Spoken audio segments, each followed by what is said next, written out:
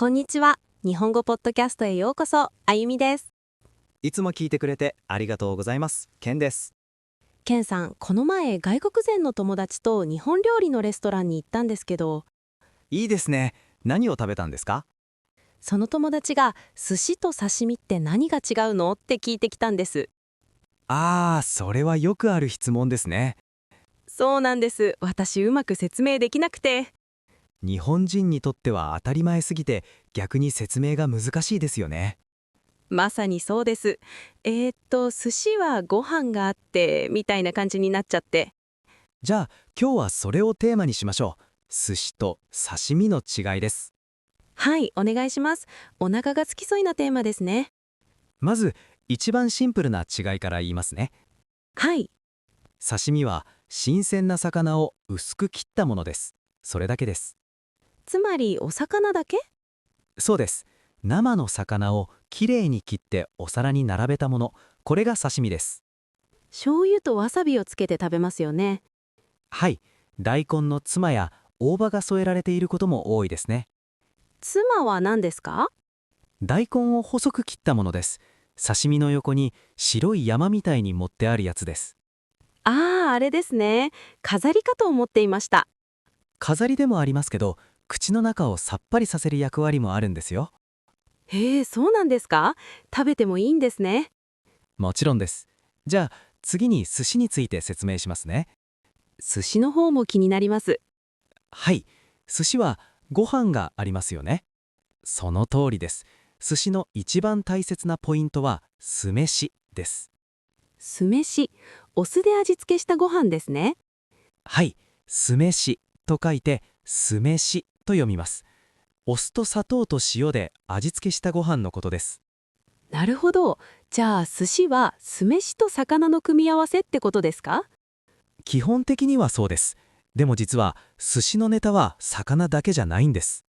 え、そうなんですか？はい、卵焼き、エビ、イカ、タコ、それに野菜の寿司もあります。確かに、かっぱ巻きはきゅうりですもんね。そうです。つまり寿司の主役は酢飯なんです。そう考えると刺身とは全然違いますね。はい、刺身の主役は魚、寿司の主役は酢飯。これが一番大きな違いです。わあ、すごくわかりやすいです。友達にもそう説明します。ぜひそうしてください。じゃあ、もう少し深く話しましょはい。寿司にはいろんな種類がありますよね。う。そうなんです。寿司といっても、実はたくさんの形があります。握り寿司は一番有名ですよね。はい、小さく握った酢飯の上にネタを乗せたものです。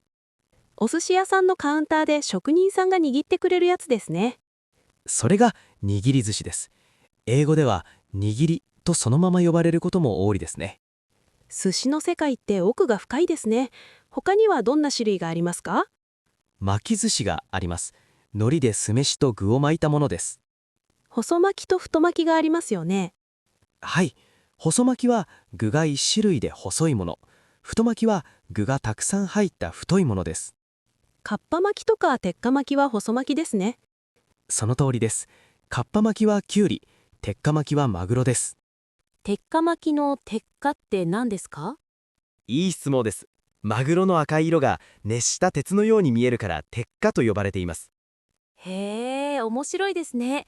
名前に由来があるんですね。はい。あと最近は裏巻きも人気です。裏巻き？海苔が内側でご飯が外側になっている巻き寿司です。あカリフォルニアロールみたいなやつですね。そうです。実はカリフォルニアロールはアメリカで生まれた寿司なんですよ。え、日本の料理じゃないんですか？日本の寿司をアレンジしてアメリカで作られたものです。知らなかった。面白いですね。他にもちらし寿司、手巻き寿司、押し寿司、いなり寿司などがあります。いなり寿司は私の好物です。甘い油揚げの中に酢飯が入っているやつ。いなり寿司は魚を一切使わない寿司ですよね。あ、本当だ。魚がなくても寿司なんですね。はい。だから寿司イコール魚ではないんです。寿司イコール酢飯を使った料理なんです。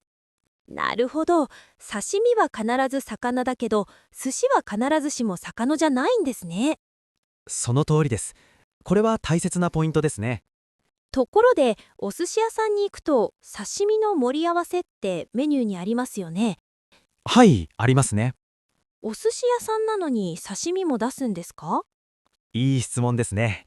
実は、お寿司屋さんでは刺身もよく注文されます。どうしてですか？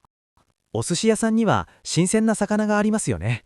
その魚を酢飯なしで楽しみたい人もいるんです。ああ、お酒を飲む人は刺身の方がいいかもしれないですね。まさにそうです。日本酒と刺身の組み合わせは最高ですよ。ケンさん詳しいですね。よく飲みに行くんですか？まあ、たまにですけどね。次は値段について話しましょう。はい、お寿司って結構高いイメージがあります。高級なお寿司屋さんは確かに高いです。でも実は寿司にもいろんな価格帯があります。回転寿司はお手頃ですよね。そうです。回転寿司なら一皿100円からあります。100円。それは安いですね。はい。家族連れや学生にも大人気です。でも高級なお寿司屋さんだと1人3万円以上することもあります。3万円？すごい差ですね。はい。寿司は日本で一番価格の幅が広い料理かもしれません。刺身はどうですか？刺身もスーパーで買えば500円くらいからありますし、料亭で頼めば数千円します。でも、寿司ほどの差はないですか？そうですね。寿司の方が職人の技術や酢飯の質、ネタの鮮度など値段に影響する要素が多いです。職人さんの技術でそんなに味が変わるんですか？変わりますよ。握り方、酢飯の温度、ネタの切り方、全部が味に影響します。すごいですね。だから寿司職人になるには何年もかかるんですね。はい。昔は飯炊き3年、握り8年と言われていました。飯炊き3年。ご飯を炊くだけで3年もかかるんですか？